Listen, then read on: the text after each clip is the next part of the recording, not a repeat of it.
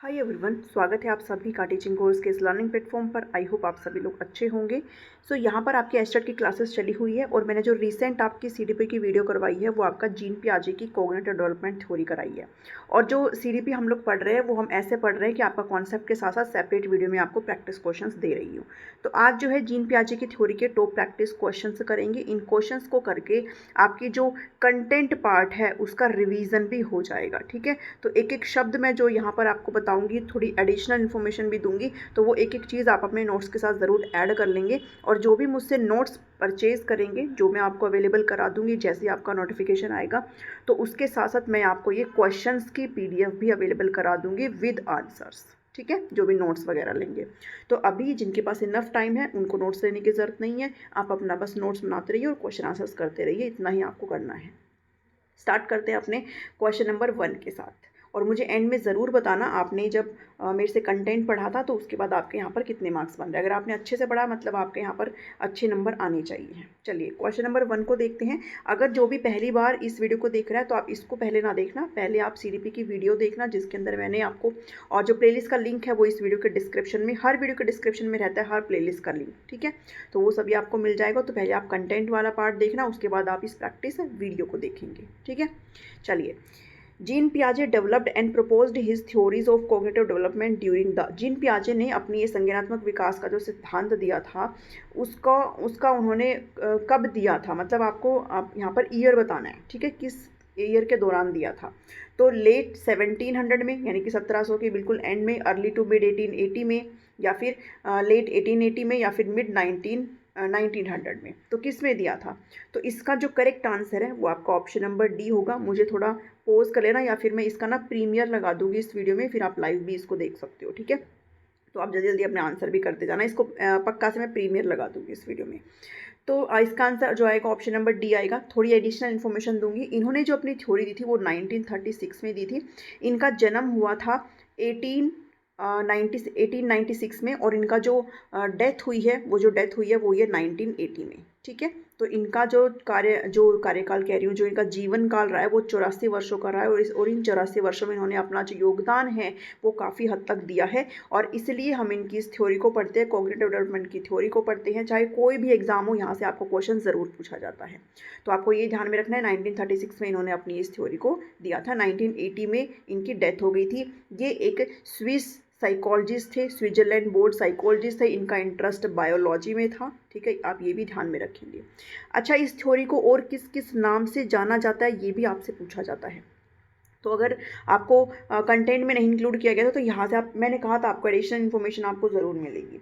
तो इस थ्योरी को थ्योरी ऑफ इंटेलेक्चुअल डेवलपमेंट, मैं यहाँ पर लिख देती हूँ इंटेलेक्चुअल डेवलपमेंट। ठीक है, यानी कि बौद्धिक विकास का सिद्धांत, आप इसको समझ के आराम से लिख लेना। इंटेलेक्चुअल डेवलपमेंट की थ्योरी बोलते हैं, बौद्धिक विकास का सिद्धांत बोलते हैं। ठीक है, इसके अलावा इनके और भी नाम है। इसको डेवलपमेंटल थ्योरी भी बोलते हैं। डेवलपमेंटल थ्योरी, यहाँ पे लिखने में थोड़ी समस्या है बट आप इस चीज़ को सुन लो। डेवलपमेंटल थ्योरी बोलते हैं, यानी कि विकासात्मक सिद्धांत इसको बोलते हैं। और इसको थ्योरी ऑफ कॉग्निटिव बिहेवियरिज्म भी बोलते हैं। कॉग्निटिव बिहेवियरिज्म, ठीक है, संज्ञानात्मक व्यवहार का सिद्धांत भी इसको बोलते हैं। तो ये 3-4 नाम है इस थ्योरी के जो आपने ध्यान में रखने हैं। और जीन पियाजे को फादर भी कहा जाता है। जीन पियाजे को मैंने अपना कंटेंट में इंक्लूड भी किया था। इनको फादर किसका कहा जाता है भाई? जेनेटिक एपिस्टेमोलॉजी का इनको फादर कहा जाता है। जेनेटिक एपिस्टेमोलॉजी, अनुवांशिक ज्ञान मीमांसा का फादर कहा जाता है। और इनको फादर चाइल्ड साइकोलॉजी का भी कहा जाता है। बाल मनोविज्ञान के जनक भी इनको यहाँ पर माना जाता है। ठीक है, और इनको और भी जो है जनक माना जाता है डेवलपमेंटल साइकोलॉजी का। डेवलपमेंटल साइकोलॉजी यानी कि विकासात्मक मनोविज्ञान के जनक भी इनको माना जाता है। ठीक है, तो आप ये भी ध्यान में रखेंगे इनको किस किस चीज़ का जनक माना जाता है और इनकी थ्योरी के और एक्स्ट्रा नाम क्या है। इन्होंने बुक्स भी दी थी, वो भी यहाँ पर बता देती हूँ आपको। Language and thought of child, language and thought of child नाम की इन्होंने बुक दी थी। इस बुक को हिंदी में मत पूछना आप, क्योंकि आपको ऐसे ही याद करना है। Language and thought of child इन्होंने बुक दी थी। एक दी थी मॉरल जजमेंट ऑफ चाइल्ड। ठीक है, एक इन्होंने बुक कौन सी दी थी? एक इन्होंने बुक दी थी psychology and epistemology, psychology and epistemology नाम की इन्होंने एक बुक दी थी। एक इन्होंने और बुक दी थी, child conception of the physical world, child conception of physical world. ठीक है, ये सारी चीज़ तो इन्होंने ये बुक भी दी थी। आप इन बुक का नाम भी ध्यान में रखेंगे। ये सारी चीज़ें इंपॉर्टेंट है, पता नहीं आपसे क्या पूछ ले। इसके साथ साथ इन्होंने ना मोरल डेवलपमेंट पर भी बात करी थी। जब भी मोरल डेवलपमेंट की बात आती है तो हम कोलबर्ग को याद करते हैं, ठीक है, जिन्होंने अपने स्टेज दिए थे, अपने लेवल दिए थे। लेकिन जीन पियाजे ने भी नैतिक विकास की बात करी है, मोरल डेवलपमेंट की बात करी है। इन्होंने यहाँ पर जो स्टेजेस है वो बताए हैं, जिसको मैं अपनी नेक्स्ट वीडियो में ज़रूर कवर करूँगी, तो हम पूरा कंप्लीट अच्छे से पढ़ेंगे। ठीक है, तो आपको ये ध्यान में रखना है, जीन पियाजे ने अपना मोरल डेवलपमेंट के स्टेजेस भी दिए हैं। तो अभी इतना एडिशनल इन्फॉर्मेशन है। क्वेश्चन 1 का आंसर जो आएगा ऑप्शन नंबर डी आएगा। सेकंड क्वेश्चन पर बढ़ते हैं। सेकंड क्वेश्चन आपसे कहता है, जीन पियाजे collect data to develop his theory of cognitive development by. Jean पियाजे ने अपनी इस थ्योरी को जो विकासात्मक ये जो थ्योरी इन्होंने दी है, संज्ञानात्मक विकासात्मक की जो थ्योरी दी है, वो कहाँ से डाटा इन्होंने कलेक्ट किया है? लिटरेचर किया है इन्होंने इस पे, या फिर बहुत सारे पेरेंट्स के साथ इन्होंने डिस्कस किया है, अपने खुद के बच्चों पर ऑब्जर्व किया है, या फिर लेबोरेटरी में बच्चों के साथ इन्होंने एक्सपेरिमेंट किया है। तो मैंने आपके साथ अच्छे से डिस्कस किया था, इन्होंने अपने खुद के 3 बच्चों पर जो है एक तरीके से ये एक्सपेरिमेंट किया था, जिसकी वजह से इनको क्रिटिसाइज भी किया गया था। इनकी 2 जो है डॉटर थी और एक इनका सन था, एक इनका बेटा था। तो इनके 3 बच्चों पर इन्होंने एक्सपेरिमेंट किया था और उसी के बेस पर इन्होंने अपनी इस पूरी थ्योरी को गढ़ा था, जिसकी वजह से इनको बाद में क्रिटिसाइज भी किया गया था कि वे बच्चे और भी तरह के होते हैं, आपने सिर्फ अपने बच्चों पर एक्सपेरिमेंट करके ये सारी चीज़ें बताई है। तो ऑप्शन नंबर सी यहाँ पर करेक्ट आंसर हो जाएगा। नेक्स्ट क्वेश्चन है, अकॉर्डिंग टू पियाजे conservation is the understanding that. पियाजे के अनुसार संरक्षण की समझ क्या है? कंजर्वेशन मैंने आपके साथ डिस्कस किया था कि कंजर्वेशन आप कौन से स्टेज में आया था। भाई इन्होंने 4 स्टेज दिया था कोग्निटिव डेवलपमेंट का। एक दी थी इन्होंने सेंसरी मोटर की स्टेज, एक इन्होंने दी थी प्री ऑपरेशनल स्टेज, ठीक है, पूर्व संक्रियात्मक अवस्था, एक इन्होंने दी थी कंक्रीट ऑपरेशनल स्टेज और एक इन्होंने दी थी फॉर्मल ऑपरेशनल स्टेज। तो जो कंजर्वेशन का जो कॉन्सेप्ट है बच्चे के अंदर कंक्रीट ऑपरेशनल स्टेज में आता है, ये ध्यान में रखना। लैक ऑफ कंजर्वेशन की बात करें तो वो प्री ऑपरेशनल स्टेज जो कि 2nd नंबर की अवस्था है उसके अंदर आता है। अब कंजर्वेशन होता क्या है? कंजर्वेशन का मतलब होता है कि कोई भी, जैसे मैंने आपके साथ बाउल वाला एग्जांपल लिया था, ठीक है, मतलब क्वांटिटी यहाँ पे बच्चे समझ जाते हैं कि अगर आप कोई भी क्वांटिटी, जैसे ये कटोरी है, इस कटोरी में जो भी लिक्विड है वो अगर मैं इस पतले से गिलास में अगर भरूंगी तो ये कहीं ना कहीं इसका लेवल ज़्यादा चला जाएगा, ठीक है, क्योंकि यहाँ पर इसका जो पूरा जो ये है स्ट्रक्चर वो थोड़ा बड़ा है और यहाँ पर ये पतला है, तो ऑब्वियस सी बात है ये ज़्यादा अमाउंट भरेगा। लेकिन अमाउंट तो सेम ही है दोनों में, भाई जो लिक्विड है दोनों में, चाहे जूस हो चाहे कुछ भी हो, वो सेम है।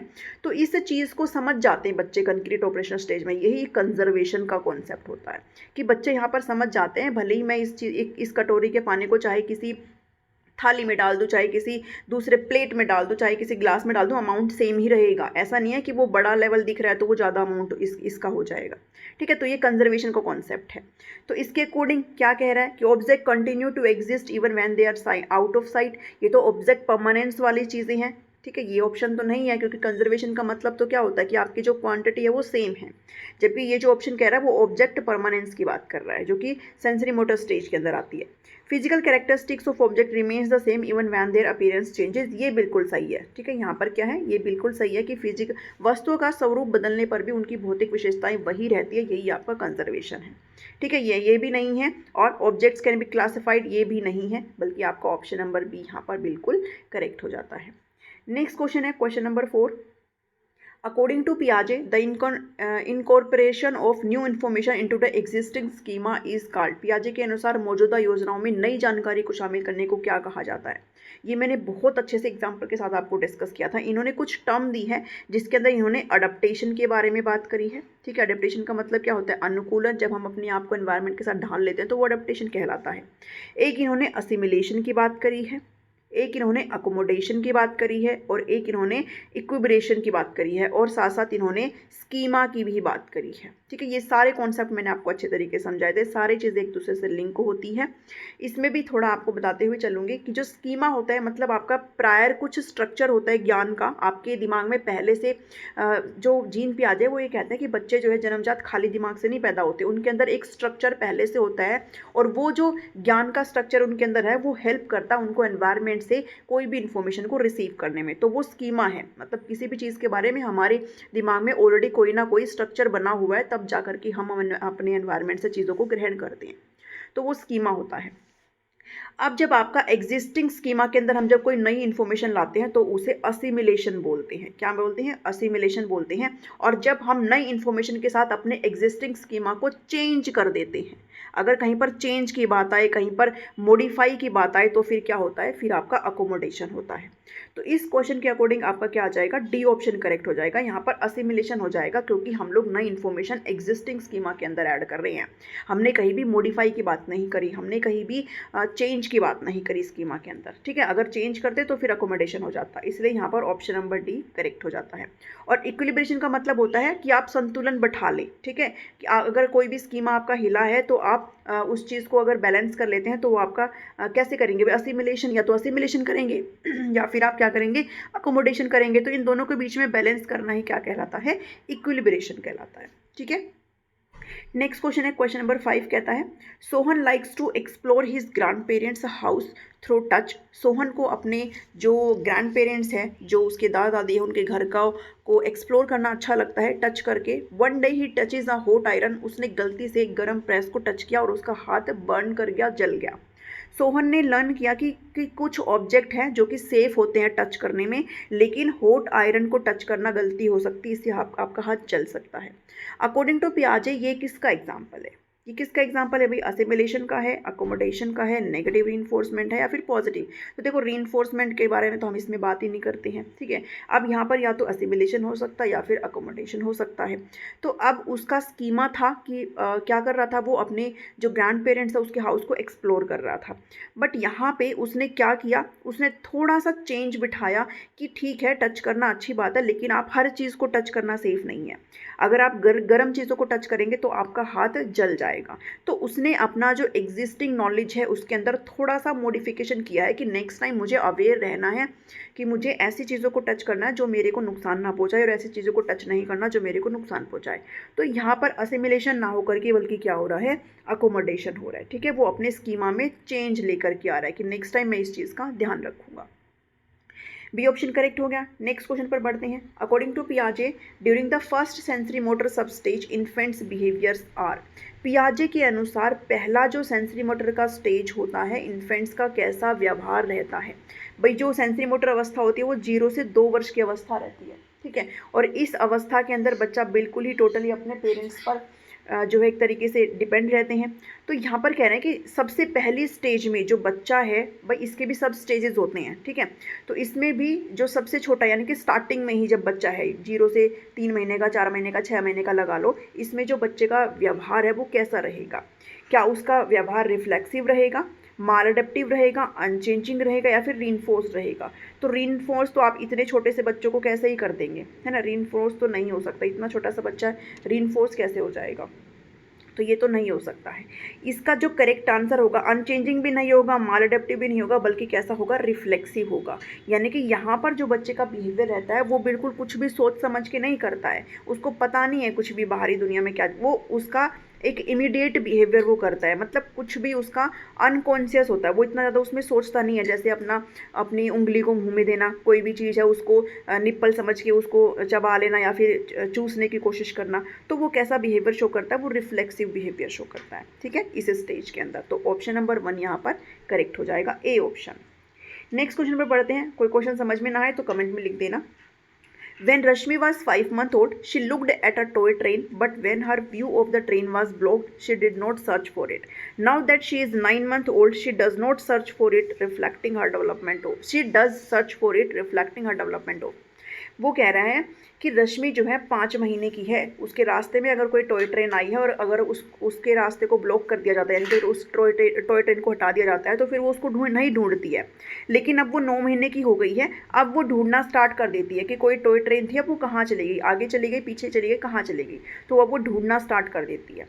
तो ये किस चीज़ का विकास है? तो ये आपको आराम से ये तो आंसर आप आराम से दे ही देंगे। किसका है ये भाई? ये सेल्फ डिफरेंशिएशन नहीं है, असिमिलेशन नहीं है, स्कीमा नहीं है, बल्कि ऑब्जेक्ट परमानेंस है। ठीक है। ऑब्जेक्ट परमानेंस यानी कि वस्तु स्थायित्व ऑफ सेंसरी मोटर स्टेज में by the end of 2 year बच्चे के अंदर आने लगता है। उससे पहले बच्चे के अंदर ऑब्जेक्ट परमानेंस नहीं होता है, उसको नहीं पता होता, उसके सामने से कुछ भी रखो उसे नहीं पता होता। लेकिन जैसे जैसे वो 1 साल के बाद बढ़ने लगता है वैसे वैसे वो उन चीज़ों को ढूंढना स्टार्ट कर देता है, यानी कि ऑब्जेक्ट परमानेंस उसके अंदर आने लग जाता है। और ये किस स्टेज के अंदर होता है? ये आपका सेंसरी मोटर स्टेज के अंदर होता है, संवेदी पेशी अवस्था के अंदर होता है।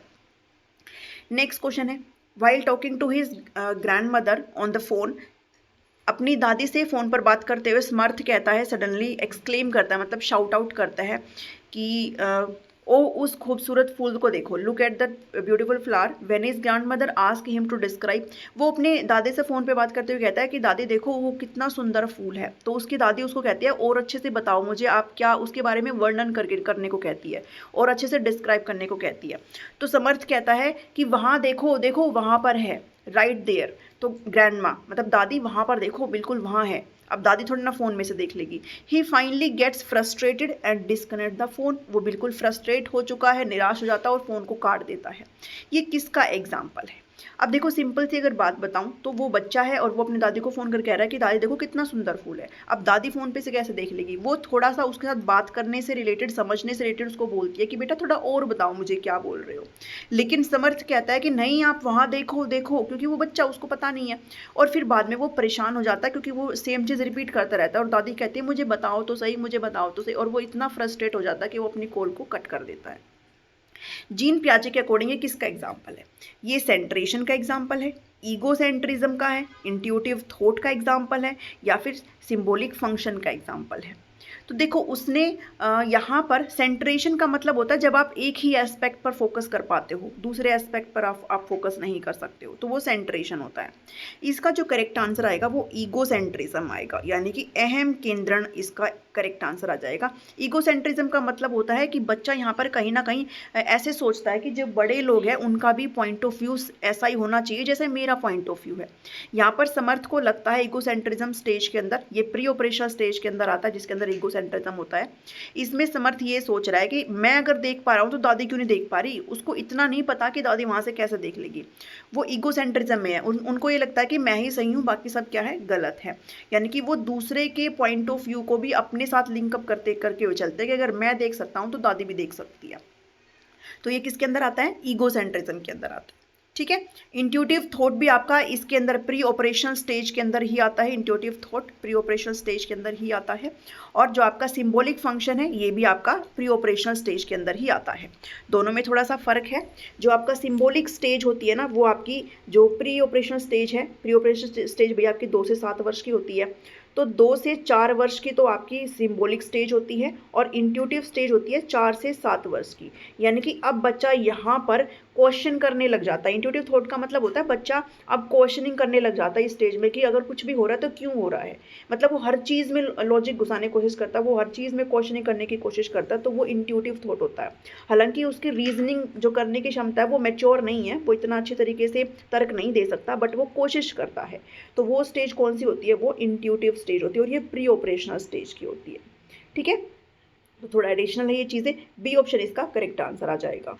9th क्वेश्चन है, Pooja was asked to classify different kinds of flowers. Pooja को कहा गया कि आप क्लासीफाई करिए डिफरेंट फ्लावर्स को। She clarifies them only on the basis of one parameter which is colour. Pooja did it because of, Pooja से कहा गया बेटा डिफरेंट तरह तरह के फूल है, आप इनको क्लासीफाई करिए, आप इनको वर्गीकृत करिए। बट उसने सिर्फ रंगों के आधार पर उनको कलर किया कि ये पीले रंग का है, ये नीले रंग का, ये गुलाबी, ये लाल है, जो भी है, सिर्फ कलर के बेस पर, बाकी कोई भी पैरामीटर्स उसने नहीं देखे। अब पूजा ने ऐसा क्यों किया पियाजे के अकॉर्डिंग? क्या पूजा ईगो सेंट्रिज्म में है, क्या पूजा सेंट्रेशन में है, या फिर अकोमोडेशन है, या फिर ऑपरेशनलिज्म है? तो अकोमोडेशन ऑपरेशनलिज्म का तो हो ही नहीं सकता।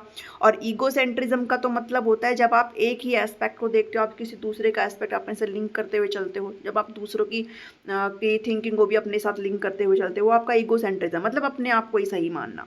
सेंट्रेशन का मतलब होता है जब आप केंद्र में केंद्रीकरण करते हो, मतलब आप एक ही एस्पेक्ट पर फोकस कर पाते हो एक टाइम पर, आप सारे पैरामीटर पर फोकस नहीं कर सकते हो एक टाइम पर, तो वो क्या होता है? वो सेंट्रेशन होता है।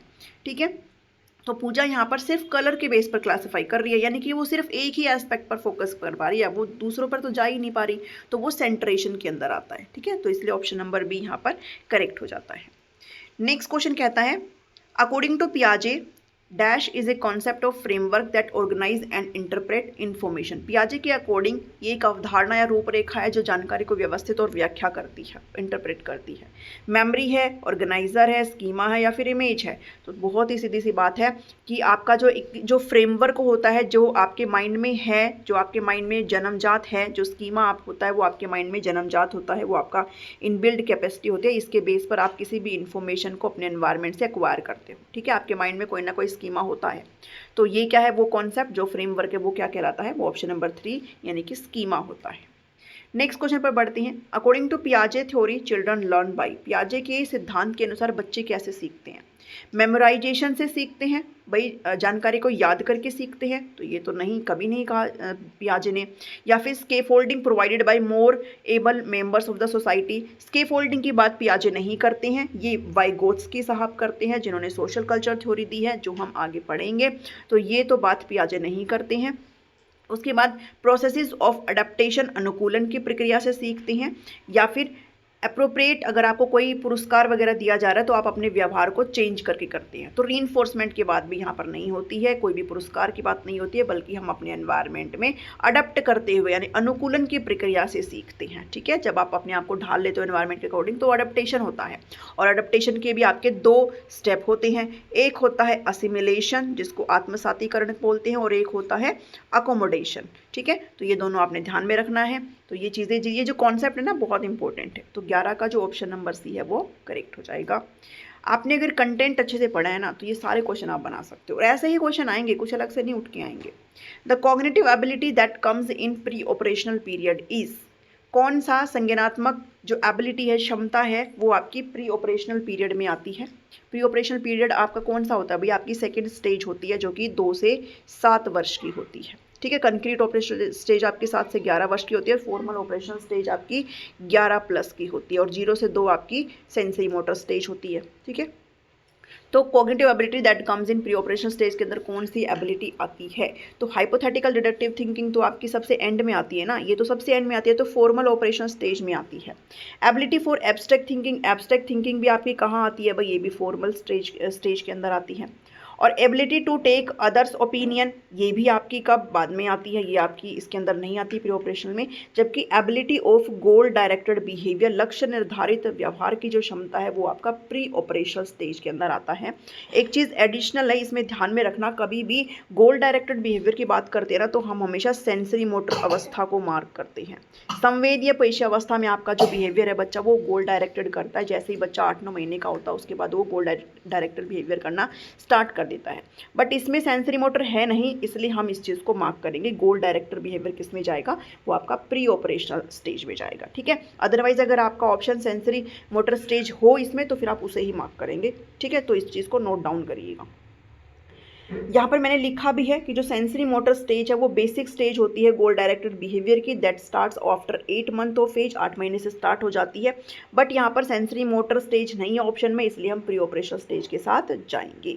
तो आपको हमेशा सेंसरी मोटर स्टेज में ही गोल डायरेक्टेड बिहेवियर लगाना है, अगर वो नहीं है तो फिर आप प्री ऑपरेशनल स्टेज में जाएंगे। नेक्स्ट क्वेश्चन है question number 13। Who among the following states that cognitive development is based on discovery and not on imitation? इनमें से किन्होंने कहा है कि जो संज्ञानात्मक विकास है वो डिस्कवरी पर आधारित है, खोज पर आधारित है। इमिटेशन मतलब नकल के ऊपर नहीं आधारित है। डिस्कवरी की बात जो है जीन पियाजे करते हैं, ये तो इम्पोर्टेंट है, क्योंकि जीन पियाजे कहते हैं कि जो बच्चे हैं, जो लर्नर है, वो अपने ज्ञान का निर्माण जो है सेल्फ करते हैं, सेल्फ अपने नॉलेज को कंस्ट्रक्ट करते हैं। ठीक है, जो कॉग्निटिव कंस्ट्रक्टिविज्म है, उनके फादर भी जीन पियाजे को कहा जाता है, तो ये भी आप ध्यान में रखेंगे। तो जीन पियाजे ने ये बात कही कि बच्चा जो है खोज से सारी चीज़ें सीखता है, इमिटेशन से नहीं। 14th कहता है, 14th जो क्वेश्चन है वो कहता है language development begins in children बच्चों में भाषा का विकास प्रारंभ होता है। बच्चों में भाषा का विकास कब प्रारंभ होता है? सेंसरी स्टेज में होता है, प्री ऑपरेशनल में, कंक्रीट में या फिर एब्स्ट्रैक्ट में? तो ध्यान में रखना, बच्चों के अंदर जो भाषा का विकास है वो प्री ऑपरेशनल स्टेज के अंदर होता है। जो 2 से 7 वर्ष की अवस्था होती है उसमें बच्चे का जो लैंग्वेज डेवलपमेंट है वो बहुत ही फास्ट होता है। ठीक है, तो आप इस चीज़ को ज़रूर ध्यान में रखना, लैंग्वेज डेवलपमेंट कब होता है? प्री ऑपरेशनल स्टेज के अंदर होता है। ठीक है, ये चीज़ ध्यान में रखना। उसके बाद कहता है कि अकॉर्डिंग टू पियाजे theory which stage of cognitive development is characterized by the ability to think logically and perform operation but with limited abstract reasoning. किस अवस्था में पियाजे ने ये कहा है कि हम लॉजिकली थिंक कर सकते हैं, हम यहाँ पर अच्छे से तार्किक रूप से सोचने में जो है कहीं ना कहीं सक्षम हो जाते हैं और ऑपरेशन को परफॉर्म कर पाते हैं, लेकिन एब्स्ट्रैक्ट रीजनिंग बहुत ही कम है, लिमिटेड एब्स्ट्रैक्ट रीजनिंग। अब एक चीज़ ध्यान में रखो और मुझे बताओ कि एब्स्ट्रैक्ट रीजनिंग आप कब कर पाते हो? आप फॉर्मल ऑपरेशनल स्टेज में कर पाते हो, बट ये तो कह रहा है कि इस स्टेज में आपकी जो एब्स्ट्रैक्ट रीजनिंग है वो लिमिटेड है। लिमिटेड है मतलब ऑब्वियस सी बात है, वो कौन सी स्टेज होगी? आपकी कंक्रीट ऑपरेशनल स्टेज होगी, ठोस परिचालन, यानी कि यहाँ पर आप लॉजिकली थिंक तो कर पाते हो, ठीक है, लेकिन आप इंडक्टिव थिंक कर पाते हो। जो आपकी फॉर्मल ऑपरेशनल स्टेज होती है ना, उसके अंदर आप एब्स्ट्रैक्ट रूप से सोच पाते हो, आप डिडक्टिव थिंकिंग यहाँ पर कर पाते हो। ठीक है, मैथमेटिकल एक्सप्रेशंस आप यहाँ पर कर पाते हो। तो 15 का आंसर क्या हो जाएगा? ऑप्शन नंबर सी हो जाएगी।